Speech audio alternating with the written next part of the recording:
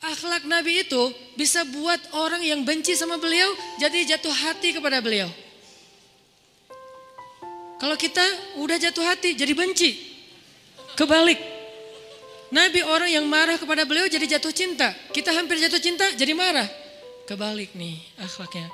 Berarti kita harus belajar banyak nih dari Rasulullah tentang akhlak. Beliau tuh bisa bikin seorang perempuan yang suaminya baru terbunuh, ayahnya terbunuh, pamannya terbunuh, saudaranya terbunuh dalam perang Khaybar. Yang dia bilang orang yang paling saya benci di muka bumi adalah Muhammad.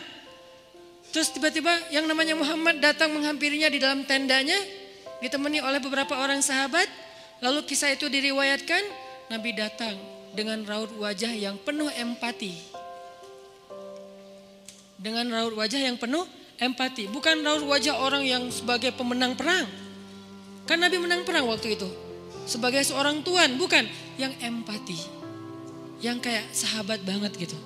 Datang Nabi duduk di sebelah Sofia. Sofia diam aja, marah banget. Cuma dia gak bisa ngapa-ngapain karena dia berstatus tawanan perang. Mau gimana coba? Mau dia tusuk? Gak bisa, dia sendiri. Dan dia takut bahwa dia akan diperlakukan seperti umumnya orang memperlakukan tawanan perang. Karena dia belum paham, belum kenal Rasulullah. Dia kaget ketika Rasulullah SAW minta maaf sama dia. Kaget, gak ada cerita orang dalam perang yang menang minta maaf kepada yang kalah. Ada gak cerita kayak gitu? Gak ada tuh. Yang menang minta maaf sama yang kalah. Maaf ya kami menang. Jangankan perang, sepak bola aja susah nyari yang kayak gitu kan ya. Ini akhlak nih untuk kita teman-teman di Bandung dengan Persibnya. Nanti di Jakarta dengan apa Jakarta teh? Persijanya. Nanti yang menang siapapun yang tanding, maaf ya menang. Dari mana lo akhlak kayak gitu? Rasulullah. Karena yang itu lebih serius loh daripada bola. Bola kan cuma permainan, entertain, olahraga kan. Gak seserius perang. Perang itu serius. Kalah itu meninggal artinya terbunuh. Kalau kita kalah paling ya kurangnya apa? Gak dapat skor gitu, gak dapat poin. Kalau itu kalah terbunuh. Nabi datang minta maaf dengan ekspresi empati yang tinggi, yang dalam. Nabi itu kayak ngerasain banget perasaan Sofia. Minta maaf, menjelaskan. Sofia, maaf ya, aku ikut turut berduka atas wafatnya ayahmu, suamimu. Sofia marah banget. Terus Nabi menjelaskan apa yang terjadi. Aku tuh udah ngasih kesempatan agar kita gak usah berperang. Tapi mereka terus menyerang. Maaf ya, ngejelasin lagi. Maaf ya, ngejelasin lagi. Berjam-jam. Seolah-olah Nabi yang minta pengampunan kepada Sofia. Seolah-olah Nabi itu tawanan perang. Minta maaf, menjelaskan kejadiannya. Minta maaf, menjelaskan. Terus kayak gitu dengan ekspresi serius. Dan kelihatan banget lah. Ucapan dan ekspresi orang yang jujur kan kelihatan ya. Jujur bahwa beliau tuh empati banget. Bahwa beliau juga berduka. Terus sampai Sofia dari yang tadinya lihat ke bawah nunduk marah. Lama-lama ngelihat ke arah Rasul. Ngelihat ekspresi Rasul serius banget. Malah dia jadi kasihan. Sampai akhirnya dia jatuh cinta kepada Rasulullah SAW. Kata Sofia, ketika Rasulullah SAW datang kepada saya, waktu itu dia adalah orang yang paling saya benci di muka bumi. Tapi dia terus meminta maaf dan menjelaskan. Meminta maaf dan menjelaskan. Sampai akhirnya dia menjadi orang yang paling saya cintai di muka bumi. Akhlak Rasul. Rasulullah gak mengatakan Allah berfirman wahai Sofia. Enggak, belum ke sana. Akhlak dulu, baru nanti ajarin. Tarbiyah namanya kan ya. Sesungguhnya di dalam Al-Quran ada ayat tentang orang-orang yang kafir yang telah mati terbunuh.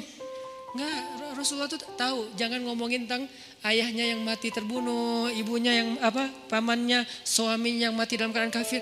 Nabi gak mau ngomongin itu, kenapa? Menjaga perasaan Sofia. Kok masih dijaga sih perasaan? Kan mereka beda agama, mereka orang kafir. Inilah akhlak Rasul. Sehingga Nabi membahas yang membuat Sofia merasa kayak dihargai. Sebagai seorang janda, sebagai seorang perempuan, sebagai seorang yatim. Sebagai seorang tawanan. Sehingga dia takjub dengan akhlak Nabi. Akhirnya dia cerita. Ya Rasulullah, belum beriman udah manggil? Ya Rasulullah, saya pernah bermimpi. Bahwa dalam mimpi saya melihat ada rembulan di atas kota Madinah. Lalu jatuh ke pangkuan saya. Jibril turun bilang ke Rasulullah, apa maksud dari mimpi itu? Tahu gak Rasulullah apa maksud mimpi? Apa Jibril? Maksudnya rembulan itu kamu. Maksudnya dia akan jadi istri kamu di dunia dan akhirat. Rasulullah langsung, aduh gimana ya? Rasulullah juga orang yang ra'fah banget tuh. Bil mu'minina ra'ufun rahim tuh Rasulullah. Gak enak. Kan dia masih janda baru meninggal suaminya. Masa saya lamar gimana ya? Kata Jibril, ya Rasulullah Allah suruh engkau melamar dia untukmu. Menjadi istrimu di dunia dan di akhirat. Rasulullah dengan gak enak hati mengatakan, Sofia aku ingin melamar kamu. Sofia gimana ya? Itu mah cewek ya.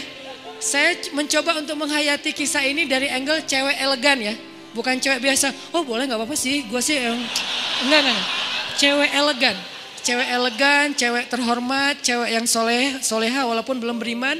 Pasti dia gak akan bilang, Alhamdulillah Masya Allah, A-nya panjang gitu kan ya. Terus pakai emoticon berderai-derai, enggak. Dia terhormat. Dia akhirnya saya terserah gimana baiknya aja, menikahlah Nabi dengan Sofia. Modalnya apa? Akhlak. Bukan mahar yang besar, bukan akun sosial media followersnya paling banyak, bukan eksistensi, bukan gaya-gayaan, bukan datang bawa mobil mewah, datang bawa akhlak. Ini kayaknya modal kita belajar juga nih gimana cara ngelamar calon istri, akhlak.